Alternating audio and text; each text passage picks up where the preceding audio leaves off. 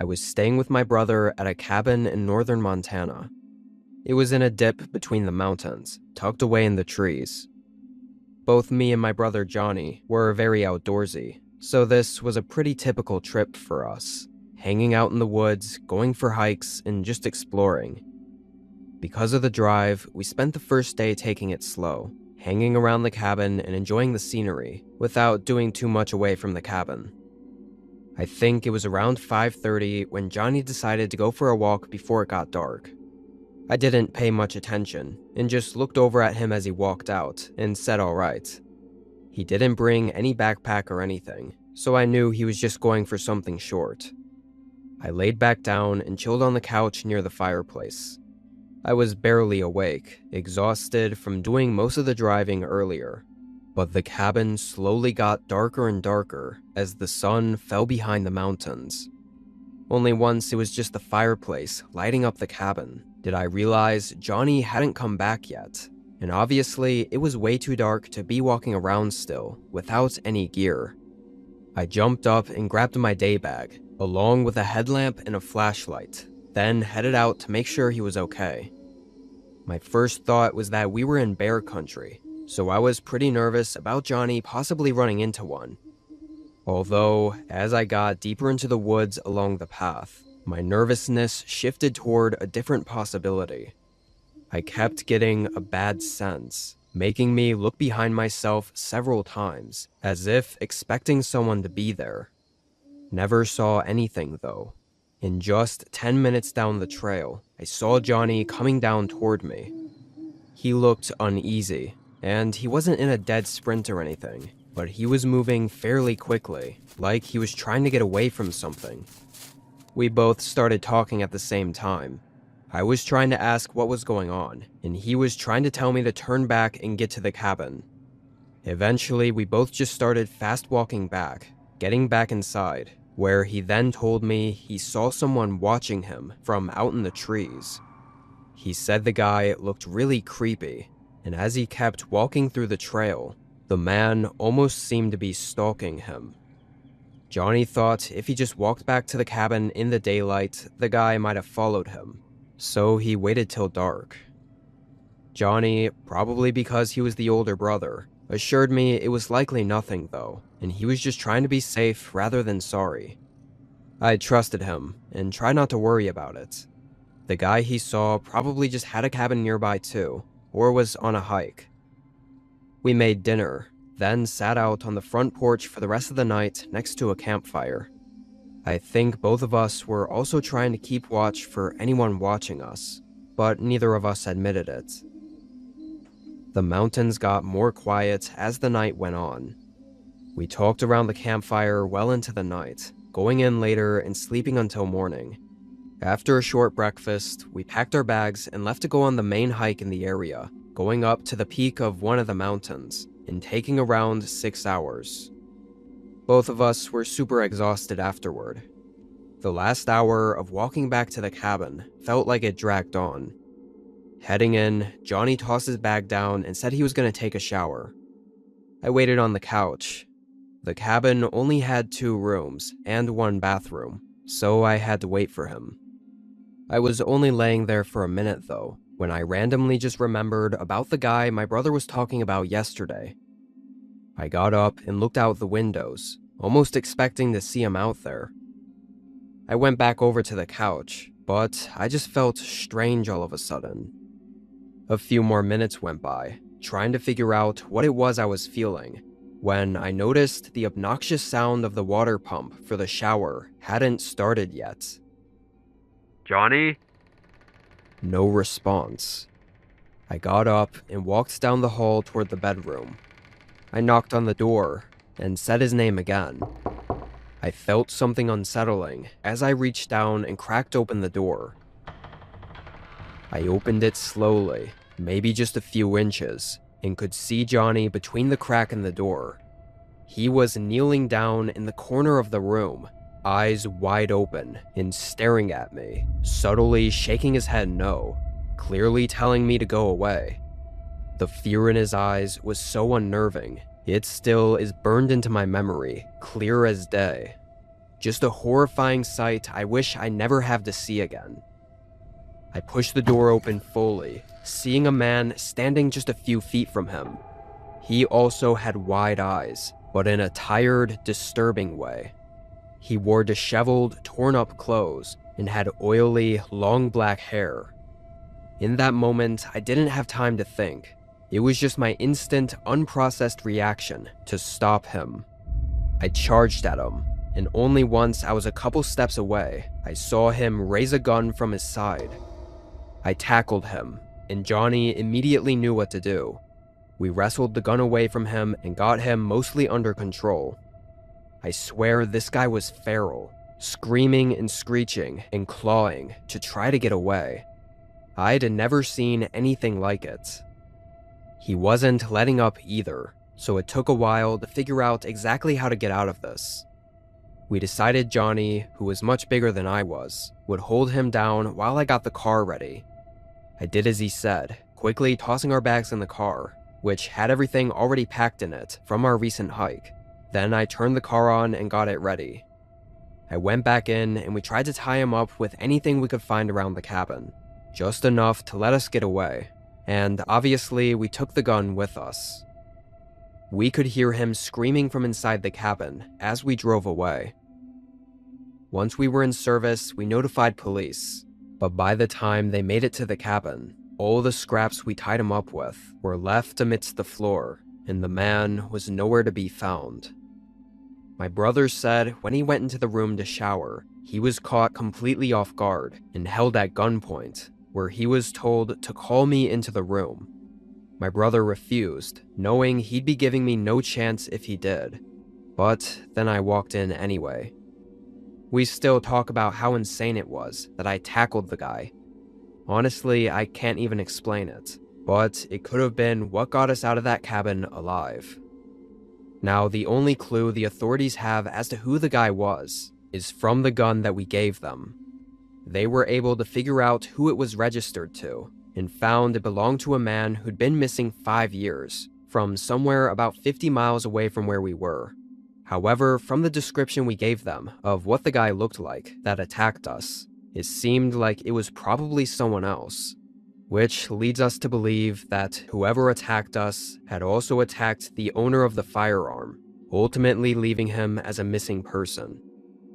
So, assuming things had gone any differently, that could have been mine and Johnny's fate as well.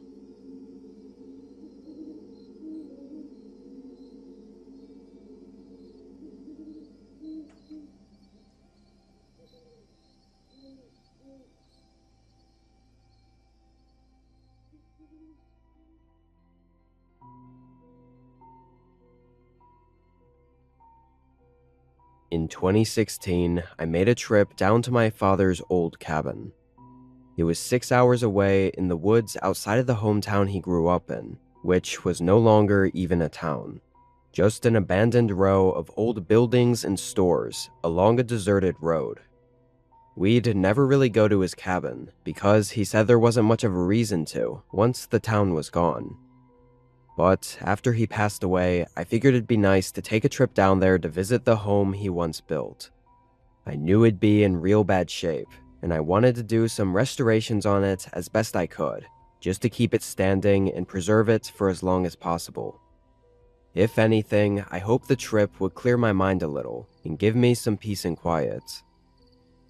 I drove there, arriving at the town and parking my car behind one of the abandoned gas station buildings. Then walked on the thin, rugged, winding trail 2 miles up to the cabin. I had all my backpacking gear, and brought along the tools I'd need for the job. There was a part of me that knew it might have toppled already, so I was prepared to camp the night in a tent if I had to. Luckily, after making the long trek through the woods though, I found the cabin still standing. It was in a small clearing in the trees. Just a basic, rectangular log cabin, with vines and greenery growing up the outer walls. When I walked in, I noticed there were no locks on the door, and found the interior to be in pretty awful shape. Trash scattered everywhere, and a musty, unpleasant smell filling the room. It was clear that at some point, someone realized this place wasn't in use, and probably had stayed here, maybe for a while, although it seemed it wasn't recent. No signs of anything being there for a couple years or so. I moved what I could into the corner of the room, making a flat space to put my stuff, and with the sun already setting, I unrolled my sleeping bag and just settled in. I should mention, although I didn't hear or see anything that night, I couldn't sleep for any longer than 30 minutes at a time before waking up with a strange, disturbing feeling. It made for a really bad night. I got up at sunrise, groggy and wondering if this whole trip was a mistake. I used my little camping stove to brew up a coffee, then took a walk through the woods to clear my head. It was still kind of dark, the sun only barely peeking out through the trees.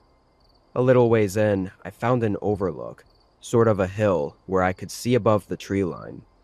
Thought it'd be a great place to watch the sunrise, but I found something else. I could see the abandoned town from up there. It was very far away, but there was a light. Looked like it was from a window in one of the buildings. I couldn't tell from that distance if it was from a house or a store, and it turned off suddenly a minute later. It made me worry a bit about my car, but mostly I was just surprised anyone else was around here. Likely, it was just some urban explorers checking out the town, and nothing to worry about, although it was a really big coincidence. I sat on the hill for an hour watching the sun come up, then walked back through the woods to start working on the cabin. First thing was to reseal and clean up the outside. I will say though, the whole time I was out there working, I kept getting that feeling, the one I had during the night. Every time I looked back at the woods, this eerie sense loomed over me. It took me a bit to really understand what it was that I felt, but eventually I managed to grasp what I think it was. I felt like I wasn't alone. I kept working, but constantly looked over my shoulder. The possibility of anyone else being out here was genuinely impossible. The abandoned town, sure, but here, some random woods with nothing but a decaying cabin. I thought I must have been on edge for reasons that were beyond me. Once the sun was going down, I headed inside, testing out the old wood stove. These things seemed to be undying, as it fired up no problem and warmed up the cabin. I sat near it and just watched the flames, listening to it crackle as I thought about everything. My dad, this trip, just life in general. But sometime later in the night, the crackles in the flame were suddenly accompanied by a similar sound. Cracks and crunching coming from the front of the cabin. I turned my head and listened. I only managed to realize it wasn't a wild animal and was definitely a person just as they got up to the front door. The wood stove suddenly felt like it was 1,000 times louder, preventing me from intently listening to whoever the hell was outside the cabin. Then they knocked and called out a name that made my whole world stop for a moment. The man called out my dad's name. It felt like it just took hold of me, making me stand up and walk up to the other side of the door in complete shock. How did he know my dad? I couldn't resist calling out and asking who he was. The man outside hesitated. I think he knew after I spoke that I wasn't my dad. I'm an old friend of the man who built this cabin. Was hoping I'd get to see him again. The unknown man spoke. I got a little closer to the door, the urge to open it and have someone to talk to about my dad, to hear stories and everything. But still, something kept me from opening it. Why was he even here? I asked, and the man said he lived in that old town. After thinking for a second, I decided to share that I was the son of the man he was looking for, my dad, and he had passed away. The man behind the door paused. I'm real sorry to hear that, kid. Wish I could have seen him one more time.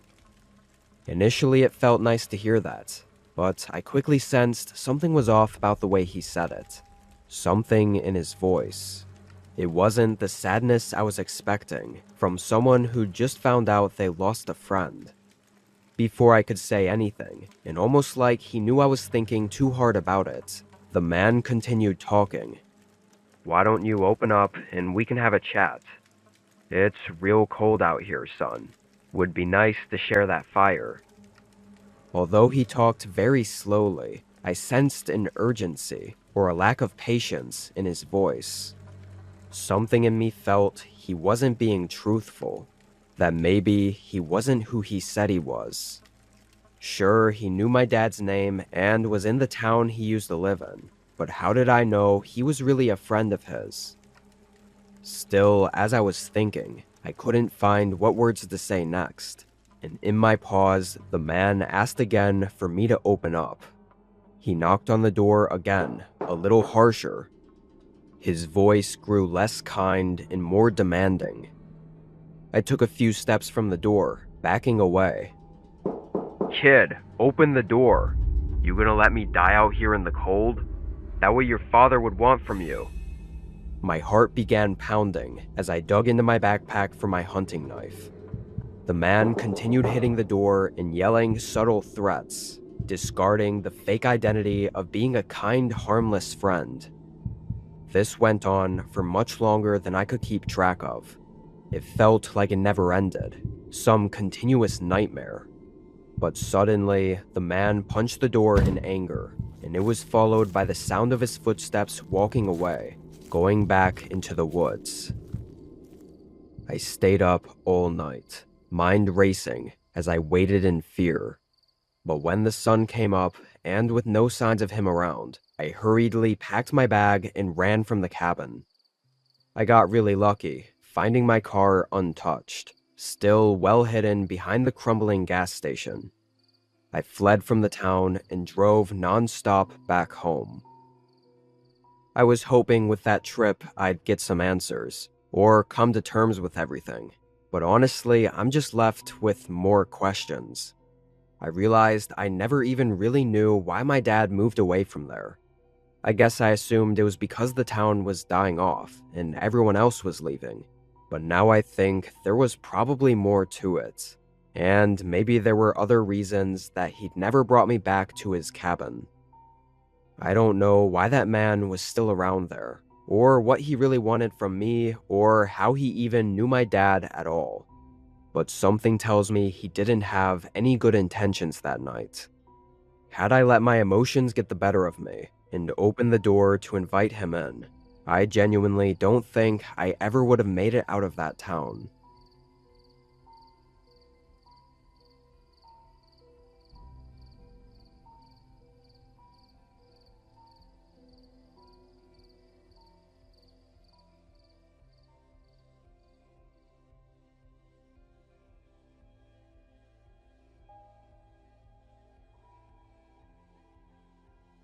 This was a while ago, 2014, when I was taking a gap year from college to travel the US out of my car.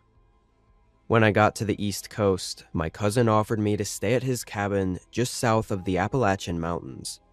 I took the offer, knowing it'd be nice to have an actual place to stay and take a break for a few days. The cabin was nice, too. Honestly, it felt a lot more like a vacation home. Definitely a more modern cabin than the tiny log cabins you usually find in the middle of the forests. I was honestly sort of surprised after seeing it that my cousin let me stay there for free. I started moving a bunch of stuff from my car into the cabin before I went back out to grab whatever was left over and noticed someone watching me. They were out in the tree line, standing far from the path, and with nothing else but me in the house in his view, he had to be looking at me. Maybe they weren't trying to be creepy though, and I didn't know the area. For all I knew, there could have been cabins and houses all around here, just past the trees and out of sight. I grabbed the rest and locked my car, bringing it inside, and saw the man still out there, facing the cabin as I closed the door. I sent a text to my cousin, letting him know I got in okay and was all good, but also that someone was out there watching me. I just asked if he knew who it might have been. He texted me back while I was unpacking, but I forgot to check it until nearly an hour later, well past when the sun had set. My cousin said the cabin was on 40 acres of his property, with a fence around the whole area. Nobody else should have been out there. That immediately made me feel way worse about what I saw. I mean, before I didn't care all that much, but now it was pretty strange that they were on the property, just staring at me from afar. I went and looked outside again, but beyond the lights from the cabin, it was pitch black. I couldn't even see up to the tree line. It was just complete darkness all around. It gave me a chill as I closed the curtains. I tried to cool off by watching a movie and resting in the bedroom. The movie helped keep my mind occupied, but it didn't relieve the sense completely. And just about an hour into it, I saw something in the corner of my eye. I looked, locking my eyes on the window, where there was a gap in the curtains. I thought I might have just seen something move over there, but now all I could see was my blurry reflection on the glass, and only darkness behind it. I quickly got up and started walking toward it, when there were suddenly footsteps sprinting through the grass. By the time I was looking out the window, I couldn't see anything, and could only faintly hear the footsteps going further into the dark. I immediately called my cousin. I don't know why I didn't just go straight to calling the cops, but my cousin told me to, so I hung up and had the cops on the way within a minute. For how far out the cabin was, the officer made it there in a decent amount of time. However, the guy who had been watching me was long gone, and we both realized pretty quick that there wasn't all that much he could do about it. He couldn't go searching the woods, or really do anything at all, unless the guy showed up again and hung around long enough for the officer to come back. So I was left alone again. I really couldn't shake the uneasy feeling I had for the entire rest of that night.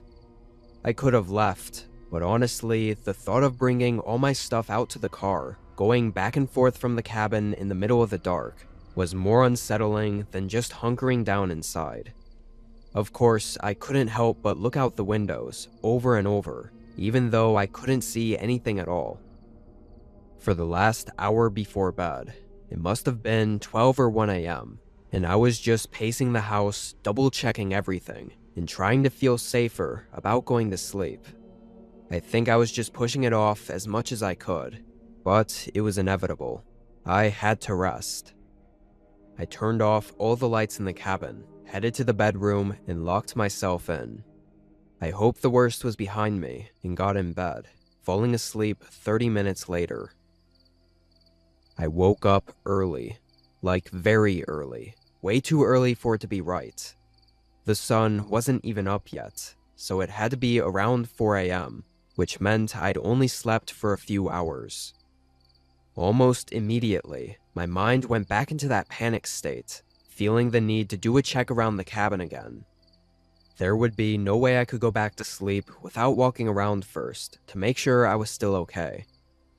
I got up and turned on the hallway light, then just listened for a second.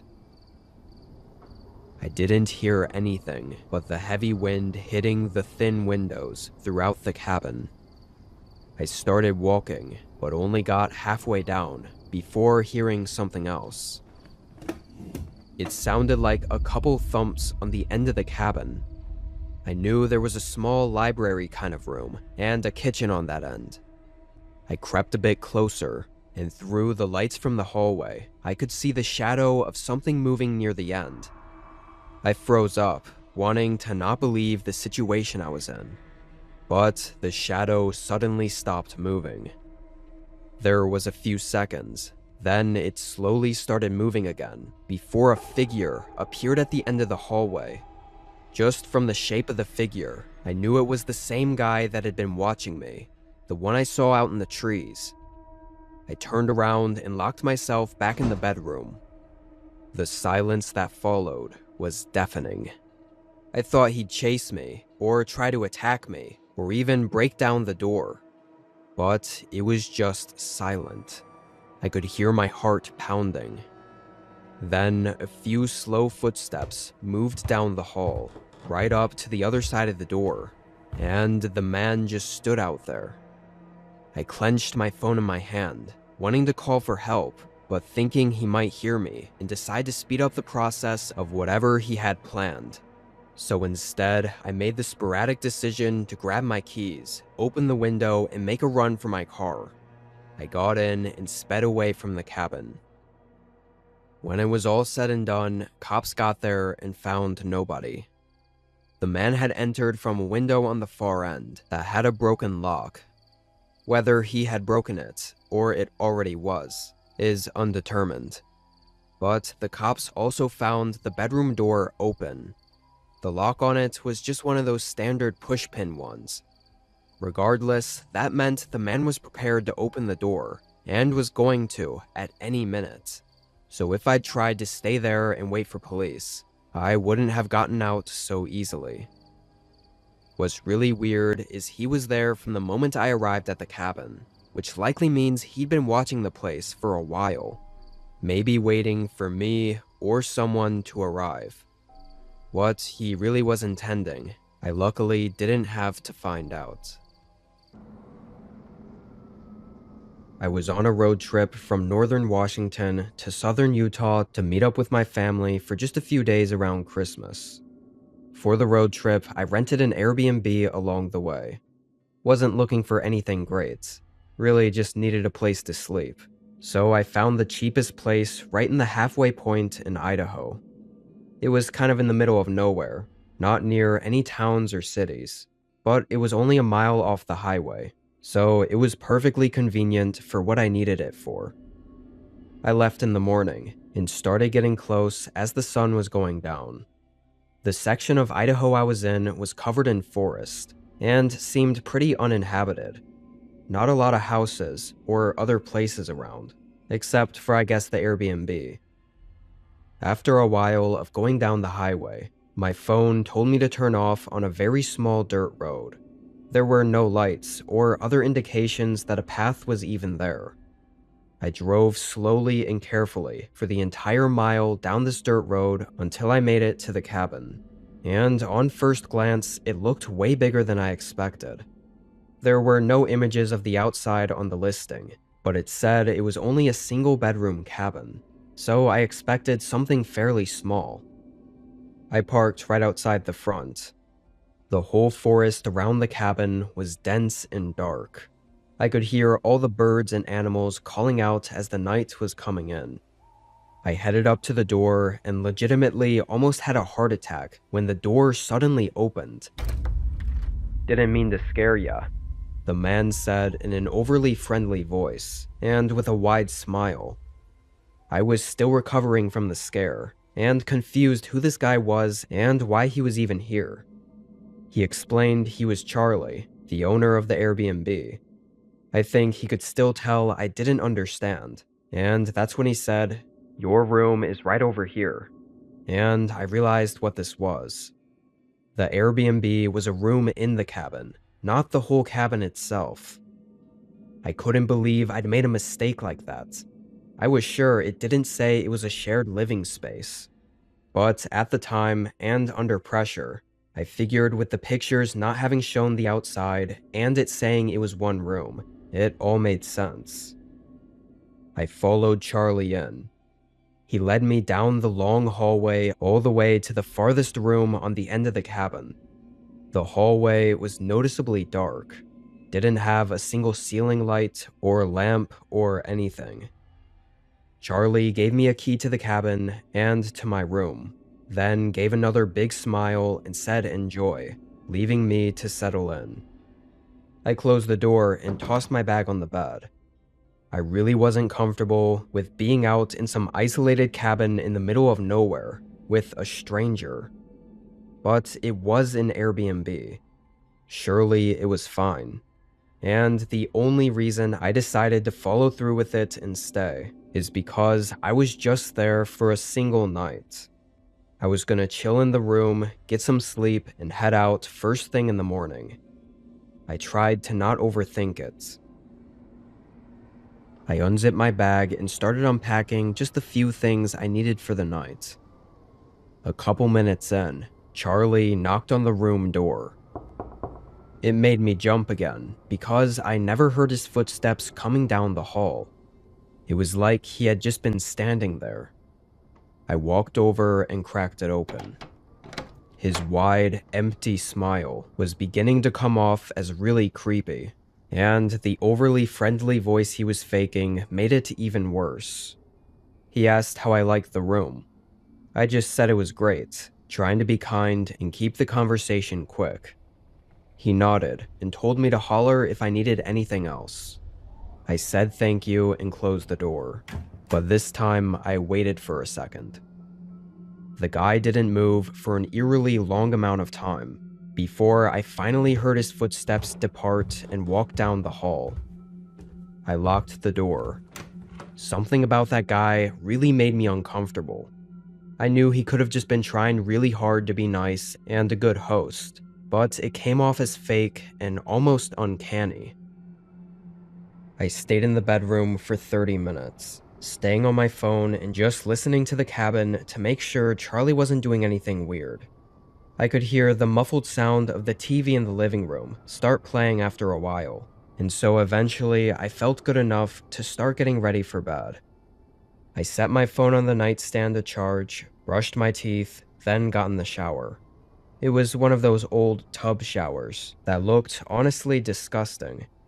The shower curtain looked fairly new though, and was one of those blurry, kind of see-through ones. I turned the water on and tried to be quick, but only a minute or so after getting the water running, I heard a slight thump from outside the bedroom, like somewhere in the hallway. I moved my body out of the water and tried to listen. I didn't hear anything else, but for a split second I thought I saw something, like possibly a shadow, move in the bedroom. I saw it through the blurry curtain, and immediately opened it and looked out, but didn't see anything.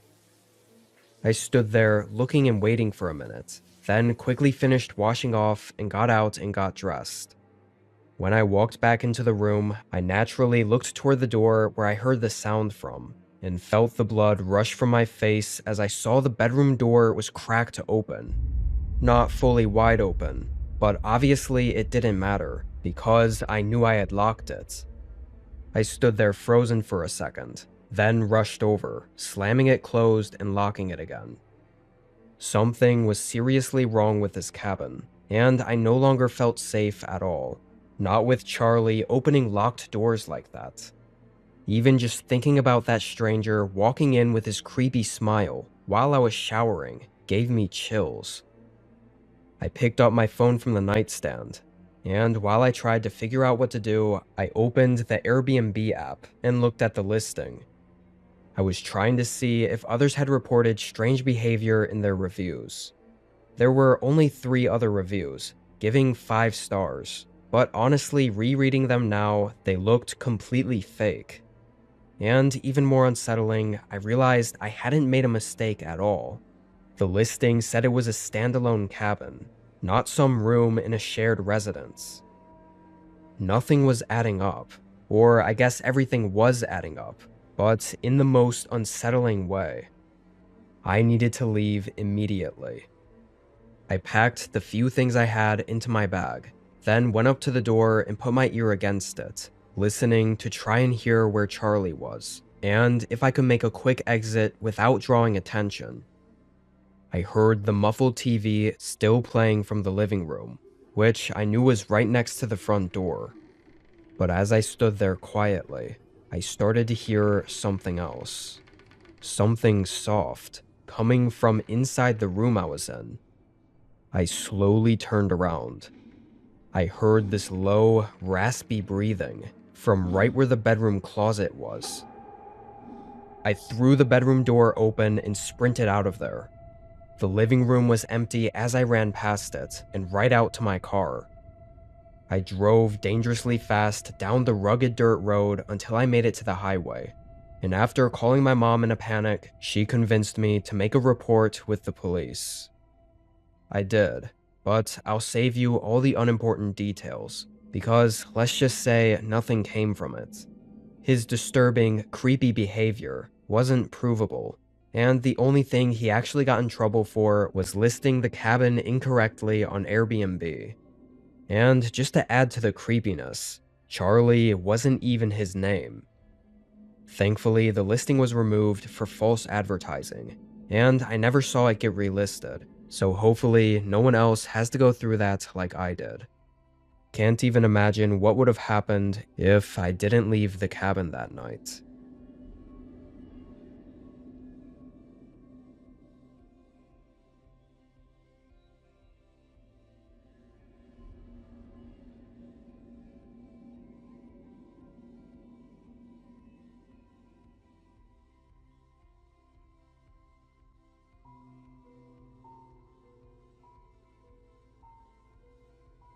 This was a couple of years ago.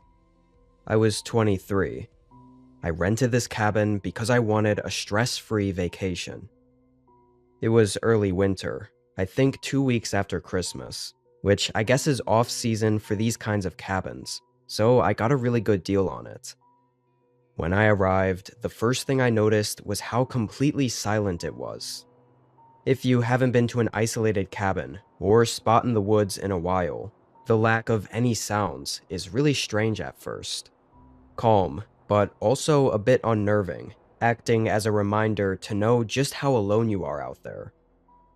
Anyway, the cabin itself was exactly like the pictures.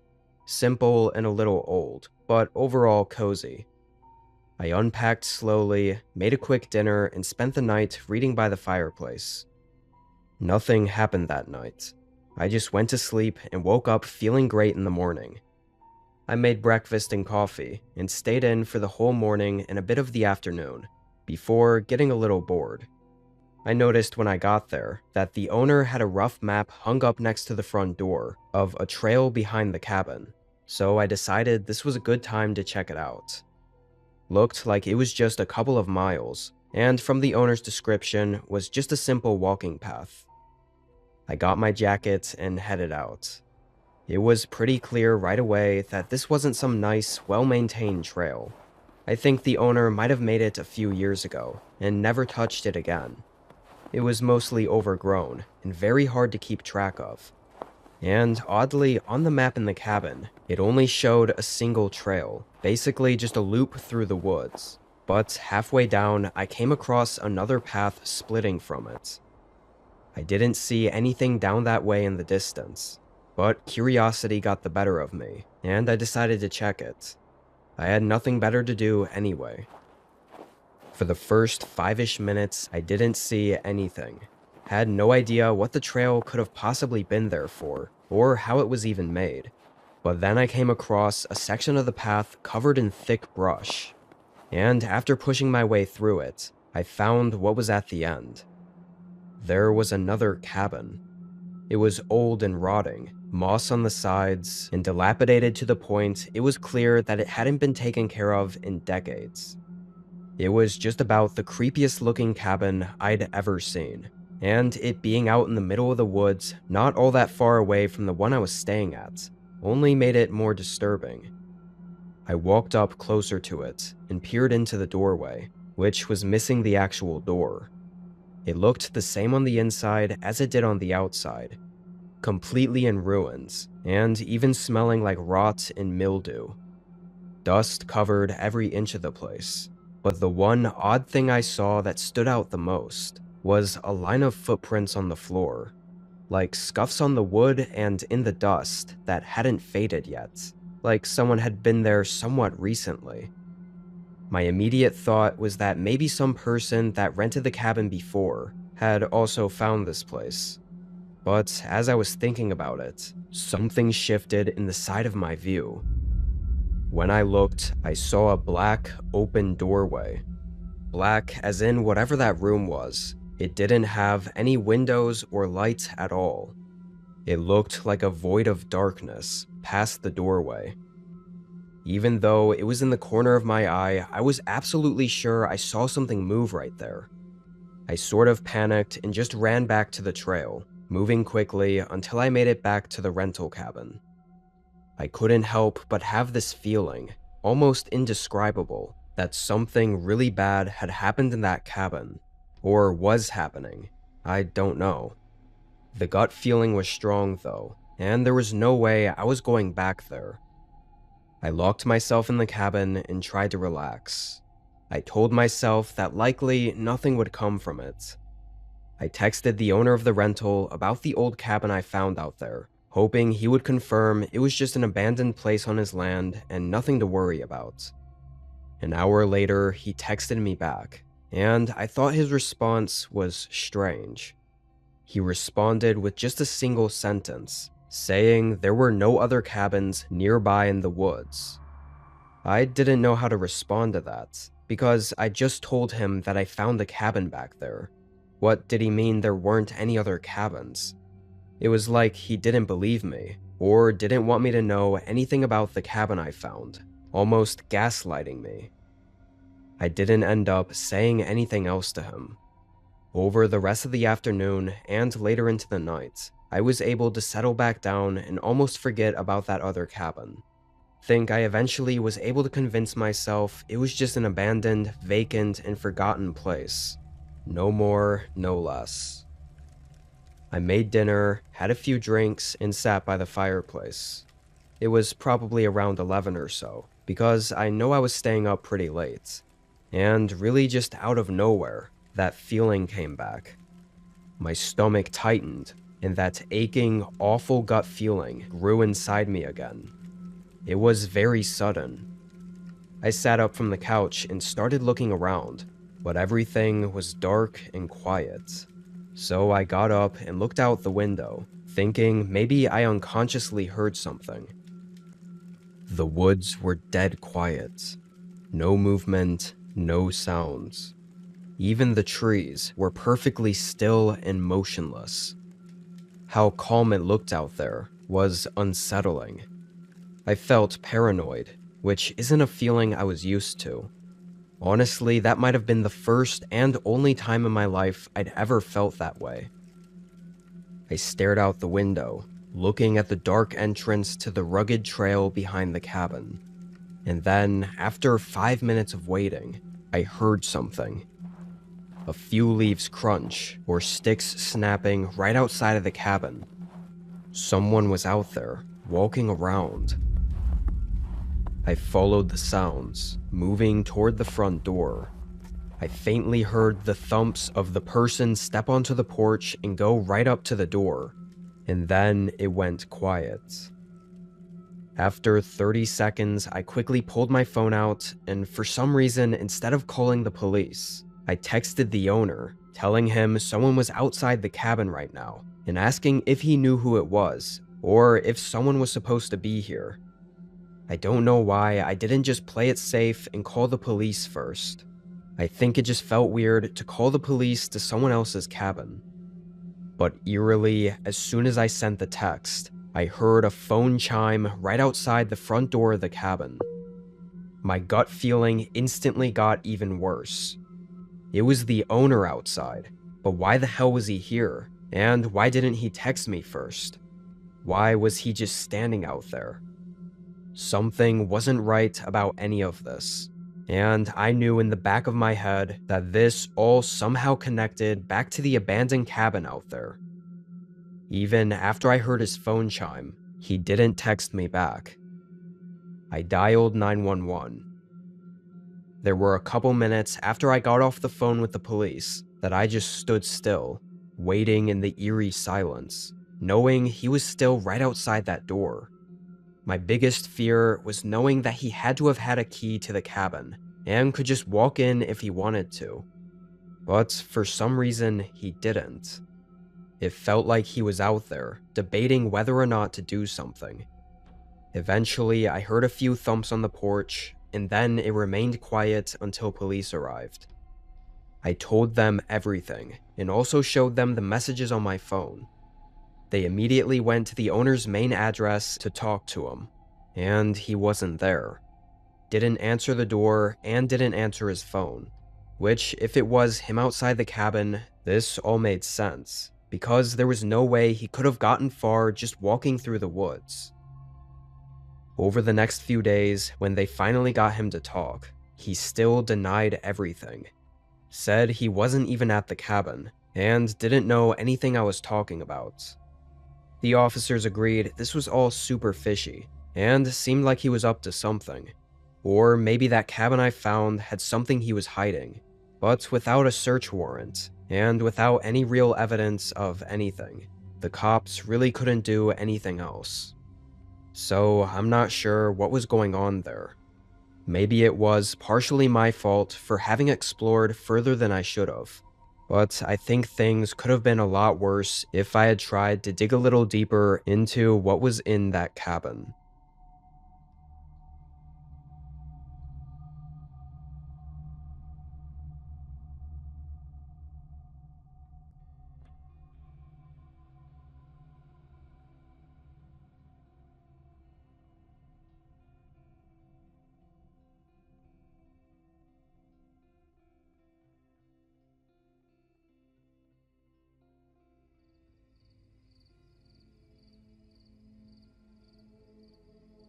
I lived in what you'd call your typical cabin in the woods.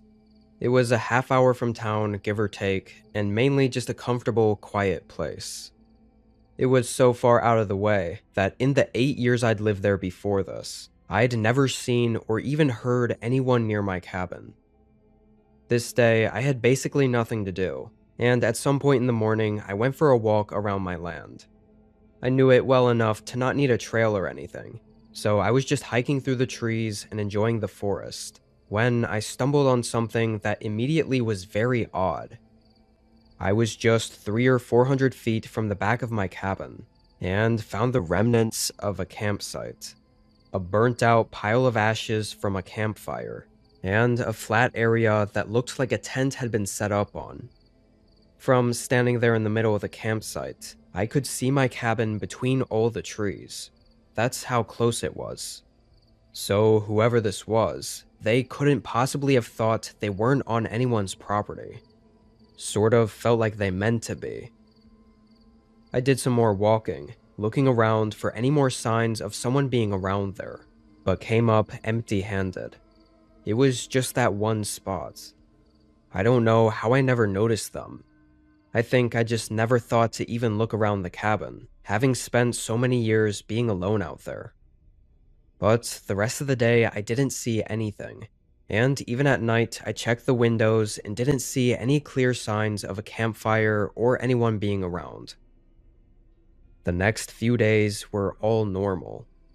It was a Saturday night that I decided to drink for a bit on my back porch and enjoy the calm forest, when I saw an orange glow flickering in the trees. It was from the same spot as where I'd seen the campsite at, and from the light I was 100% sure it was a campfire. I got up, and probably against my better judgment, started walking over there to confront them, or at least tell whoever was there that this was my property. I was gonna try to be nice about it, too.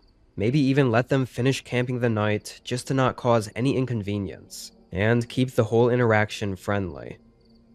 I really should have gotten a flashlight first, though, because as I walked up, I could barely see anything aside from the warm glow of the campfire. And when I got to the campsite, it was empty. No one was there. Just a fire burning in the middle of the trees, and a tent right next to it. Someone had to have been here just minutes ago, which made me think this person probably was watching me and saw me walking over, leaving the campsite and hiding before I got there. I started looking around a little more frantically, but everything between the trees was full of shadows. If someone was out there, I couldn't see them at all. After a minute, it got way too tense and uneasy being out there, and I started to hurry back to my cabin. I wanted to get my phone and call the police. Even if the guy ran off, I figured maybe they could investigate a little and figure out who this guy was, and why he was out here. but I stopped right in the middle of the field between the woods and my cabin. My front door was wide open.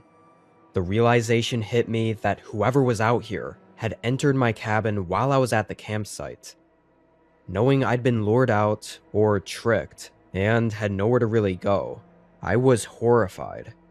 I couldn't call the cops or hide in my cabin or run to get help. I just stood there in the middle of the field, stuck and unsure what the hell to do. I mean, there was nowhere to run. I needed either my phone or my car keys. I slowly crept closer to the cabin, and I noticed that all the lights in the cabin were turned off now, too. It was completely dark in there. I got right up to the front door and peered in, but didn't see any movement. Who's in there?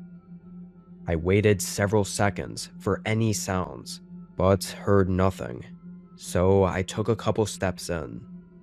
My own heart beating felt like it was so loud, and every sense in my body was spiked up from the adrenaline. My car keys were closer than my phone was, right on the end table near the kitchen.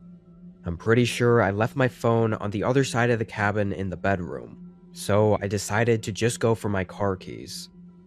After building up the courage, I quickly moved over to grab them. As I got up to the table, I saw something in the kitchen.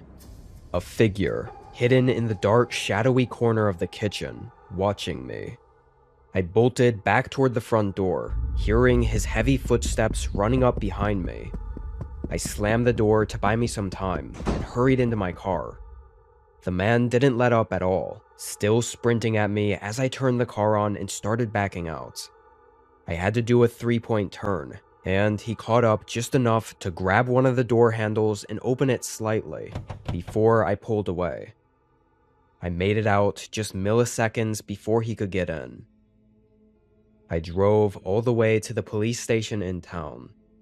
The whole drive, all I could think about was how close that encounter was, and that man was still at my cabin. He could be doing anything, and there was nothing I could do to stop him. And obviously, that anxiety was with me during the whole time I waited at the police station for word back on the officers they sent to investigate. And I almost couldn't believe it when one of the officers reported back that the person had attempted to burn down my cabin. They found the fireplace raging, loaded with a mountain of wood that flooded into the whole living room. It's a miracle the floors or ceiling didn't catch, and the officers that were there were able to tame it enough to keep it at bay until the fire department could smother it. The only evidence left behind of the man was the ashes in his campsite. Everything else, including himself, was gone without trace. The whole thing was elevated to such a horrifying level, knowing he was trying to harm me, and had probably been stalking me for days, or weeks, watching my cabin from the woods.